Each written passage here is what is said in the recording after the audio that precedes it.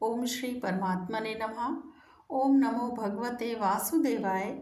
श्रीमद् भागवतम महापुराण तृतीय स्कंध अध्याय 11वां। सृष्टि का वर्णन।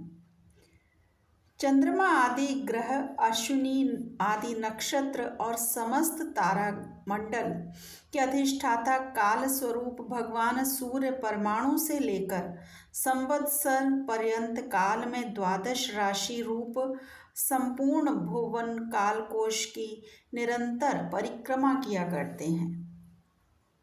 सूर्य, बृहस्पति, सवन, चंद्रमा और नक्षत्र संबंधी महीनों के भेद से यह वर्ष भी संवत्सर, परिवत्सर, इडावत्सर, अनुवत्सर और वत्सर कहा जाता है। विदुर जी, इन 5 प्रकार के वर्षों की प्रवृत्ति करने वाले भगवान सूर्य की तुम उपहार आदि समर्पित करके पूजा करो। ये सर्व सूर्यदेव पंचभूतों में से तेजः स्वरूप हैं और अपनी काल शक्ति से बीजादि पदार्थों की अंकुर उत्पन्न करने की शक्ति को अनेक प्रकार के कार्योन्मुख करते हैं। ये पुरुषों की मोह निवृत्ति के लिए उनकी आयु का क्षय करते हुए आकाश में विचरते रहते हैं तथा ये ही सकाम पुरुषों की यज्ञादि कर्मों से प्राप्त होने वाले स्वर्गादि मंगलमय फलों का विस्तार करते हैं।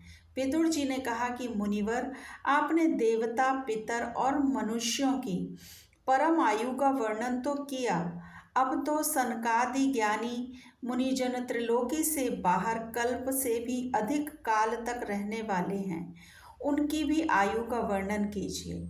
आप भगवान काल की गति भली भांति जानते हैं, क्योंकि ज्ञानी लोग अपनी योग सिद्ध दिव्य दृष्टि से सारे संसार को देख लेते हैं। मैत्रेय जी ने कहा कि विदुर जी, सतयुग, त्रेता, द्वापर और कली, ये 4 युग अपनी संध्या और संध्यांशों के सहित देवताओं के 12 सहस्त्र वर्ष तक रहते हैं, ऐसा बतलाया गया है। इन सत्यादि चारों युगों में क्रमशः 4, 3, 2 और 1 सहस्त्र दिव्य वर्ष होते हैं और प्रत्येक में जितने सहस्त्र वर्ष होते हैं उससे दुगनी 100 वर्ष उनकी संध्या होती है और संध्यांशों में होते हैं। एक युग की आदि में संध्या होती है और अंत में संध्यांश। इनकी वर्ष गणना सैकड़ों की संख्या में बतलाई गई है। इनके बीच का जो काल होता है उसी को काल वेत्ताओं ने युग कहा है। प्रत्येक युग में एक एक विशेष धर्म का विधान पाया जाता है। प्यारे विदुर जी, त्रिलोकी से बाहर महलों महरलोक से ब्रह्मलोक पर्यंत यहाँ की 1 सहस्त्र चतुर्युगी का एक दिन होता है और इतनी ही बड़ी रात्रि होती है जिसमें जगतकर्ता ब्रह्मा जी शयन करते हैं। उस रात्रि का अंत होने पर इस लोक का कल्प आरंभ होता है। उसका क्रम जब तक ब्रह्मा जी का दिन रहता है तब तक चलता रहता है। उस एक कल्प में 14 मनु हो जाते हैं। प्रत्येक मनु 71 चतुर्युगी से कुछ अधिक काल तक अपना अधिकार भोगता है। प्रत्येक मनवंतर में भिन्न भिन्न मनुवंशी राजा लोग, सप्तर्षि, देवगण, इंद्र और उनके अनुयायी गंधर्वादि साथ साथ ही अपना अधिकार भोगते हैं। यह ब्रह्मा जी का प्रतिदिन की सृष्टि है जिसमें तीनों लोकों की रचना होती है। उसमें अपने अपने कर्मानुसार पशु, पक्षी, मनुष्य, पितर और देवताओं की उत्पत्ति होती है। इन मनवंतरों में भगवान सतगुण का आश्रय ले अपनी मनु आदि मूर्तियों के द्वारा पौरुष प्रकट करते हुए इस विश्व का पालन करते हैं। कालक्रम से जब ब्रह्मा जी का दिन बीत जाता है तब वे तमोगुण के संपर्क को स्वीकार कर अपने सृष्टि रचना रूप पौरुष को स्थगित करके निश्चेष्ट भाव से स्थित हो जाते हैं। उस समय सारा विश्व उन्हीं में लीन हो जाता है। जब सूर्य और चंद्रमा आदि से रहित वह प्रलय रात्रि आती है, तब वे भूः भुवः स्वः तीनों लोकों उन्हीं ब्रह्मा जी के शरीर में छिप जाते हैं। उस अवसर पर तीनों लोग शेष जी के मुख से निकली हुई अग्नि रूप भगवान की शक्ति से जलने लगते हैं। इसलिए उसके ताप से व्याकुल होकर भृगु आदि मुनीश्वर गण महरलोक से जनलोक को चले जाते हैं। इतने में ही सातों समुद्र प्रलय काल के प्रचंड पवन से उमड़कर अपनी उछलती हुई उत्ताल तरंगों से त्रिलोकी को डुबो देते हैं। तब उस जल के भीतर भगवान शेषशायी योग निद्रा से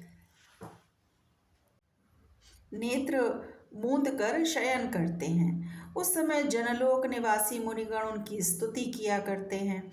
इस प्रकार काल की गति से एक एक सहस्त्र चतुर्युग के रूप में प्रतीत होने वाले दिन रात के हेर फेर से ब्रह्मा जी की 100 वर्ष की परमायु भी बीती हुई सी दिखाई देती है। ब्रह्मा जी की आयु के आधे भाग को परार्थ कहते हैं। अब तक पहला परार्थ तो बीत चुका है, दूसरा चल रहा है। पूर्व परार्थ के आरंभ में ब्रह्म नामक महान कल्प हुआ था। उसी में ब्रह्मा जी की उत्पत्ति हुई थी। पंडित जन इन्हें शब्द ब्रह्म कहते हैं।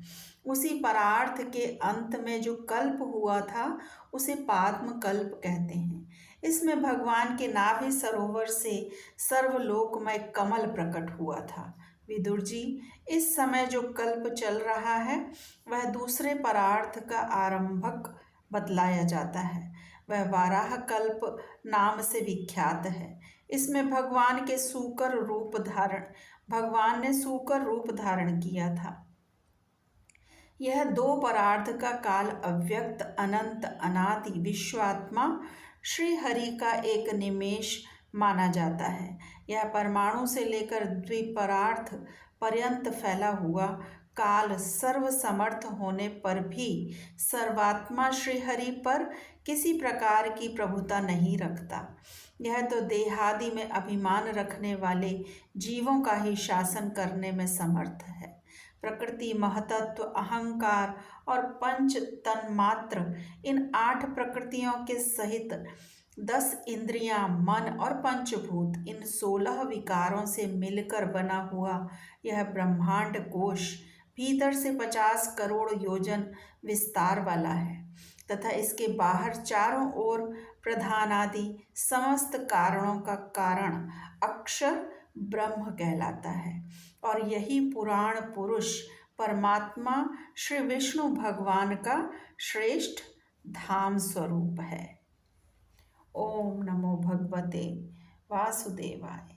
श्री कृष्ण अर्पणम अस्तु। हरे कृष्णा।